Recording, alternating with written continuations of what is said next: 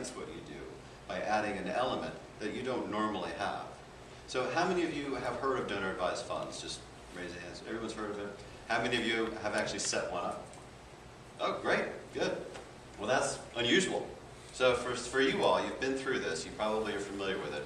For the rest of you, this is an introductory level, for the most part, of a donor advised fund.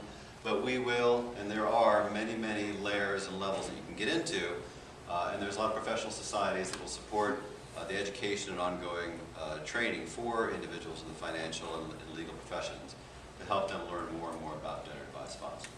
So, are you managing your clients' charitable dollars? It's a rhetorical question, because most financial advisors are not. They leave that up to the individual themselves. They don't really even open the topic. So, client conversations that you normally have, are you talking about your client's goals, further retirement, educating their children, protecting loved ones, vacations? But really, as I said, the concept or the discussion of charitable goals doesn't come into play. And I feel strongly, and I've experienced this many times, that when this topic comes up with you and your client, it changes your relationship. Vehicles that you recommend in your normal practice would be IRAs, annuities, 529 plans, but charitable giving, you should definitely have donor advised funds as part of what you do recommend as your practice and when you do have discussions with your clients. In our folder here, I have a piece that would be available from our organization on donor advised funds. It's a talking piece that you would take to a client if you're interested in trying to open this discussion. And I think that if you did do this on certain clients, you would be surprised at what sort of things that your clients are interested in beyond simply what they're doing today, here and now for their children and their estates, but what they do have dreams and their aspirations for the future. It's more of the top of the pyramid if you're familiar with Maslow's pyramid. So, what a donor advised fund is. Charitable giving vehicle administered by a public charity and created for the purpose of managing charitable donations on behalf of an organization, family, or individual. Sounds like it's complicated. Really, it is not. We are the nonprofit. We are the charitable public charity. United Charitable Programs is a national nonprofit. We're headquartered here in Virginia, but we have charitable foundations in all 50 states, and we have many operating foundations that work under us, that work internationally, and we're in about 16 countries right now. Running charitable programs, money being raised in the United States, taking care of social programs overseas. Our donor advised funds can also be that creative. We have so many people, especially in this melting pot of Northern Virginia, who come with clients that are from other nations. They're from India, they're from England, they're from France, Italy, they're from South Africa, they're from countries all around the world, and they come to this country. They work in engineering, they work in science, they work for contractors for the government, but their hearts are still in the countries where they came from. They may be interested in setting up a donor advised foundation, making contributions to it here in this country, receiving U.S. tax benefits, but then ultimately what they might do is support an organization back in their home country if they're interested in supporting. My wife and I just got back from Costa Rica, and there are so many national parks there that are in need of funding for protection for animal welfare and husbandry.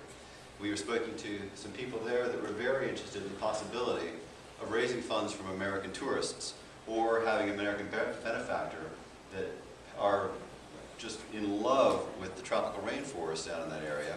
They would be able to, and that are expatriates that are from Costa Rica, making their money off of coffee, and I don't know if you know, the biggest export from Costa Rica is houseplants. So they might make houseplants, fortune in houseplants, selling them in the United States to every Home Depot. But what they want to do, though, is help their native land, and we enable that sort of thing through our donor advised funds. So an individual that you might be doing tax planning with, you might have this discussion with, might say, yes, I'm interested in setting up a charitable fund for a loved one that passed away. So they would come to you, set up the fund through us, and it's a simple application. I believe we've included one in the folder. And that opens up the account. And it's done, it's ready. We send them some materials, they realize they have a charitable foundation, and then it's up to them to start the continuation process. So, what kind of dollars and what kind of market segment are we talking about here? I mean, there are a lot of marketing terms. Like I said, my father is an economist. He approaches everything at the bottom line. Even though we're a nonprofit, people say, well, you don't make any money. Well, he argues with them. You know, nonprofit doesn't have to do with whether or not you make money as a charity, and as you know, many charities make a lot of money. Talk to PBS when they're trying to take away their funding from the government. But they make plenty of money. But what they do with the money is different than a for-profit organization. Instead of having shares and stockholders, you put money back into your charitable programs, and that's what we do. So overall, worldwide, this is not our assets. This is about the industry as a whole. There's $30 billion in donor-advised funds only nationwide. Each year, of those $30 billion, there's a new set of contributions of $7.7 billion coming in every year. There are over 161,000 donor-advised funds nationally, and this number should be considerably larger. The statistics, if I had great charts like Jennifer had, show the growth in donor-advised funds have been exponential since they've been keeping track of this data since the mid-90s. I believe the donor-advised fund totals, the difference between 2009 and 2010 grew by 25%. The largest charity in the world is the Fidelity Charitable Gift Fund. It far surpasses any charity on the planet Earth. The average size of donor-advised fund accounts are $185,000. Now, we'll talk about the types of assets that are in the foundation accounts, but a lot of it's cash, people making cash donations, but most of it is part of estate planning. This will be donations that you, working with your client, will identify as highly appreciated. Things that if they did liquidate them in their estate, either in their lifetime or as they pass their estate on to their children, will be taxed at an incredible level that it's almost not worth it. You know, AOL stock, something like that, that they got when it was still quantum computer services. So they might have something that when they sell it, it'll be such an incredible capital gains issue that if they donate it to the charity, it will receive today's market value for the donation. They'll be able to remove that from the estate, and then they would have a foundation with that asset in there. So this, as I said, we do think that donor-advised funds should be part of every estate planner's repertoire. It should be one of the arrows in your quiver. When you talk to your clients about what sort of things you can do with them, you could mention donor-advised funds and plant the seed in their head, and then they'll come back to it, believe me. It'll be an interesting conversation when they do. Like I said, we're in such a melting pot area. People have moved here from all around the world. They will want to set up multiple donor-advised funds, or at least a single donor-advised fund with multiple beneficiaries to support their universities that they went to school at when they were young. They will support their high schools. They will support their churches and their communities from another state. The things that people will be interested in getting involved with will be staggering. So, a simple walkthrough of how donor-advised funds works. As I mentioned, your client opens up an account at UCP. It's the one-page application here. We have a nominal application fee. In fact, all of our fees and charges, we do charge on incoming contributions like a front-load mutual fund, and our fees are outlined in the brochure. So you set up an application with us. They make contributions to the donor-advised fund account and receive a tax deduction at that point in time. So if you're doing tax planning for the end of calendar year 2012, and you've identified something that would be reduce this client to a lower tax bracket if they make a charitable contribution, or if they have a highly appreciated asset that they want to get rid of this year, they can make the contribution on 12/31/2012, have it in the charitable foundation, receive the tax deduction on that day, and then think about what they might want to do as time goes on. So they also have the ability to open an investment account. This is very important, especially for what you all do. We are an independent donor-advised fund. Most of the donor-advised funds that you might have heard about would be with Schwab, or would be with Merrill Lynch, or would be with Fidelity, as I mentioned before. Those brokers expect that you're going to use their products. With us, we're independent. We're an independent nonprofit. We are not beholden to any sort of parent mutual fund corporation. Whichever broker-dealer you work with, whichever investment house that you work with, we would be working with you, with your investment house. you would set up a donor advised fund account under our authority for the benefit of your client's account. When you meet with your client, you'll be managing their personal assets, you'll be managing their charitable assets. You'll be working on both sides of the table with the client each year or each 3 months when you meet with your client and discuss what's going on in the charitable foundation as well as what's going on with personal assets. As I said, this will really change the conversation. Another aspect, as time goes on, in 2013, your client may plan on sending out money to various charities. They're able to support every nonprofit that's listed in the IRS books, Publication 78, or the registered nonprofits in the country. And I said also we are able to help and support non-government organizations in other countries. So they just would send us the information about the non-government organization. We like to see as much paperwork as possible about that group, and then we're able to support charities internationally as well. Again, the application process is easy. It takes about 2 or 3 weeks for us to go through the approval process, and this can be expedited when we get closer to 12/31. This is our busy time of year. Our board of directors reviews all the foundations that we establish and their charitable scopes of work. Many of our charitable programs come to us with a concept of what they want to do. Many of them just come to us and they just want to have a charitable fund, and they just list as their charitable purpose, which we ask for in the application, for charitable purposes to be determined as time goes on. And that's fine, because they may not know what they want to do. They may say, well, you know, I want to get my kids together every year and find out what's going on in the world. And then, you know, as a family, we'll discuss what we want to do. And that's another interesting point that we work with a lot of our financial advisors take advantage of, is the legacy aspect of the foundation. You're going to be having the conversation with your normal client, but what you don't have conversations with are their own family, and then their extended family beyond that. This area is transient. A lot of children do move out of town. My daughter moved out this year. She lives in Washington State. But if we had a charitable foundation that we were managed through you as the financial advisor, well, I'll tell you, this Thanksgiving when she comes into town, we're going to discuss it. And we're going to talk about what we do. And after my passing, she'll be the director of this foundation. And this is going to be another client that you have in Seattle, Washington. Or my family, we have 3. They'll be all over the country. You will have multiple families, and you won't be losing clients after they pass on or they move away. They will continue to work with you. You will work with them, you work with their children, and their children's children ultimately. We have a lot of foundations that use insurance as part of creating a lasting endowment. I could set up an insurance policy on my life, and when I die, I set up 3 foundations for my 3 children.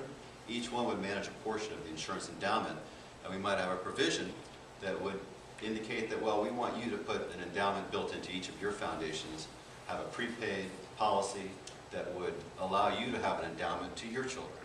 The legacy aspects for a charitable foundation are incredible, and we see it all the time. Usually the hardest thing that people have to go about is naming the name of their foundation. The most common thing is to name it after your family, the Jane and John Smith Family Foundation, or just the Smith Family Foundation. And that's usually what we receive. Many of our charitable funds come to us with a particular charitable purpose in mind, and it might be the Smith Family Foundation for Cancer Research if some cancer has touched their lives and they're interested in helping that. If they're interested in supporting the rainforest of Costa Rica, they might have the charitable fund for the Northern Virginia Charitable Fund to support the Miguel Antonio rainforest in Costa Rica. And that might be what their charitable mission is, and try and bring other people to make contributions and help support their work. The sky's the limit, and the name of the foundation is not set in stone. We're setting up a fund under our umbrella, and these things can be changed at any time. If their special interests change, they can change the name of their fund as well as the scope of work. We just need to be notified, and we go by the last letter in the file. Whatever they sent us last is what we go through.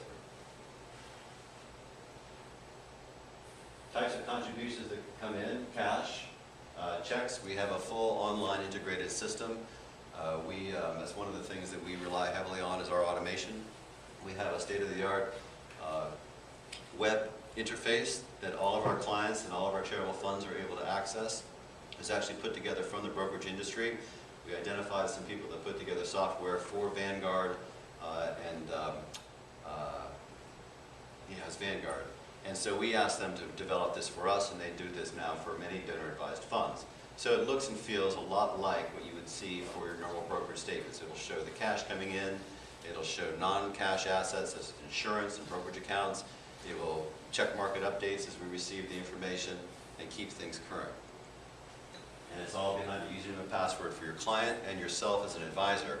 As an advisor, if you have 10 clients with us, you'll be able to review all 10 accounts under our online interface. Non-cash donations, as I said, we take securities, and that would be up to you to identify types of securities that you want to send to us, either certificated securities or brokerage accounts. They would open up, if it's a brokerage account, what they might do is open up an account. You might open up an account for the foundation, and then just journal the money over, or the investments.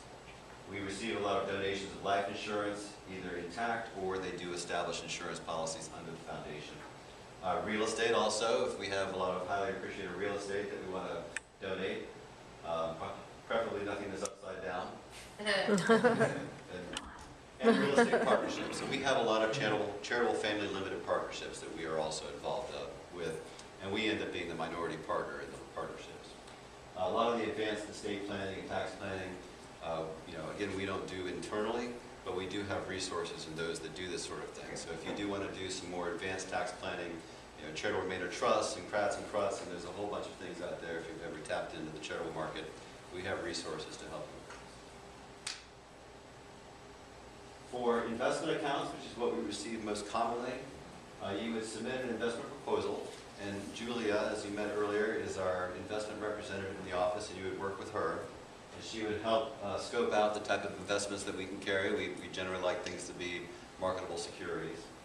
And we would set up the account under our auspices, donate the investment, and have the deductibility at the time of donation. Submit the application to UCP to open the investment account at your investment house. As I said, if you change broker-dealers, if you change markets, you move around, there's a lot of movement in this area. We work with a lot of boutique-type investment houses that do change to brokers as the market changes. The investments for the foundations can move with you. Some of the things that our programs do set up, I didn't mention that we do scholarship funds, which is very popular. You're able to make contributions into the fund. You're able to work with a local high school or university and identify scholarship recipients. And we're able to make checks payable directly to the scholarship recipient, as well as the university for the scholarship funds. This is very exciting. This is another thing that brings families together. We have to have a committee that you would work with, either part of the university. There has to be competition for the scholarship. We're not making scholarships for family members, but people that are in need and are interested in the scholarships would apply. It's very exciting. We see that very commonly. Supporting local charities and supporting international charities. And indeed, you can create a legacy, and it will live beyond your days. So, any questions? Oh, we're doing great with time. Quick question. Can the fund act as the owner of a life insurance policies and pay the premium? Yes. Setting up the insurance policy is similar to how we would do it with a brokerage account. You would send the policy to us for signature. We would be the owner. The insured would be the individual, usually the donor or the benefactor, or maybe someone within their family. We would sign all the paperwork. The policy would be owned by the foundation. The foundation would also be the beneficiary. And we title those accounts United Charitable Programs, FBO, or for benefit of the Smith Family Foundation. And it would be under our tax ID, under our signatures. And the person who's making the donation and basically giving you the money for the premiums could probably designate what that foundation will do with the money once they receive it? Absolutely. Absolutely. We have on our website, we have forms for setting up successors for the foundation. Either you set up a family member, or we have a lot of people that set up an attorney or a trust, or even their financial advisor we've seen as well, to help manage the foundation into their future and make sure that it's following their wishes. They will set together some parameters of what we want to do. Maybe the imagination is really up to you and your client. What you might do is say, well, I only want, I want to see what income was generated in this past calendar year, And of that, I want 90% to go out to my 3 favorite charities. And so then the money is calculated, divvied up, and we cut 3 checks in December. Or they might say, well, I want to have this foundation pay down until it's nothing. So they might say, I want 30% of the foundation to go out annually until there's nothing left. So it really does depend on the imagination of the individual, the imagination of their financial advisor. They can talk to us. We've seen incredible scenarios. The most popular scenario, of course, is to have the children be the directors of the foundation. And also what we found is that the children can never agree, so they do divide them. So they'll set up 3 different foundations under the children's names and let them manage the charitable assets. But I tell you, one thing that's very impactful and something that will make a big difference, especially when someone's in their golden years and they're looking at the end. If they have a charitable foundation and they set this up and they put an insurance policy in it to create an endowment with instructions to have an insurance policies set up, or maybe other investments passed beyond their lifetime, 3 or 4 generations from now, I don't know about you all, but I couldn't name my grandfather 4 generations back. But if I had the assets within his foundation and I was listed as the director of that foundation, I tell you, there'd be a picture of him on the wall behind me every morning when I come in. So it's very exciting when it's done. I understand there's no required annual distributions? No, unlike a private foundation, there's no annual distribution requirements. And what is the minimum distribution? We don't have a minimum distribution requirement. I think we maybe $100.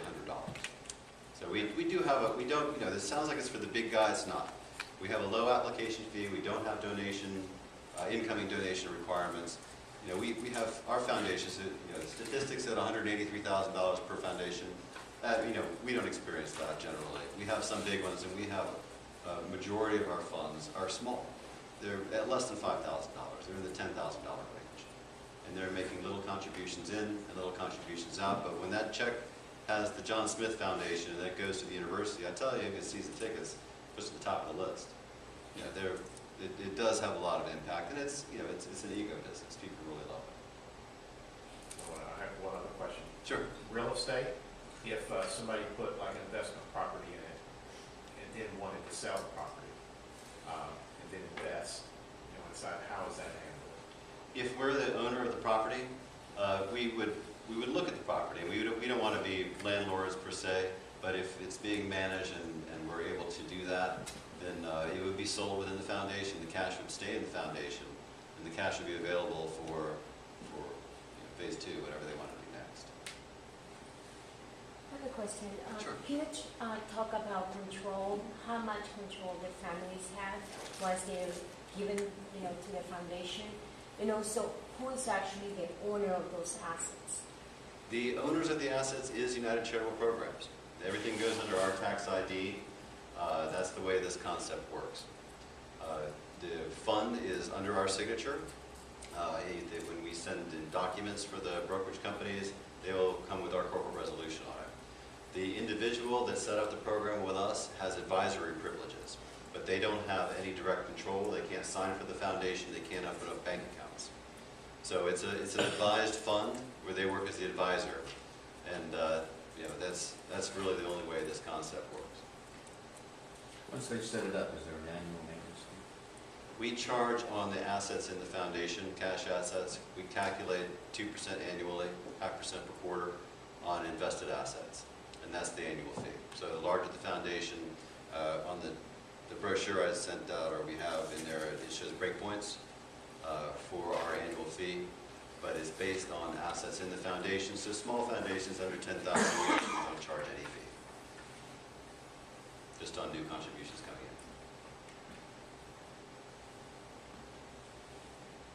in. Anybody else? Good. Well, I hope to see applications come in. But we are available, like I said, we're local. We travel constantly, but we are headquartered in this area. So if ever you want to do, have us come with you to talk further about what we do and go into more detail, we'd love to do that. If you want us to come meet with the client with you, and so we can help answer questions they may have about charitable foundations, we would love to do that as well. But great, I'm so glad everybody came to this, and thank you so much.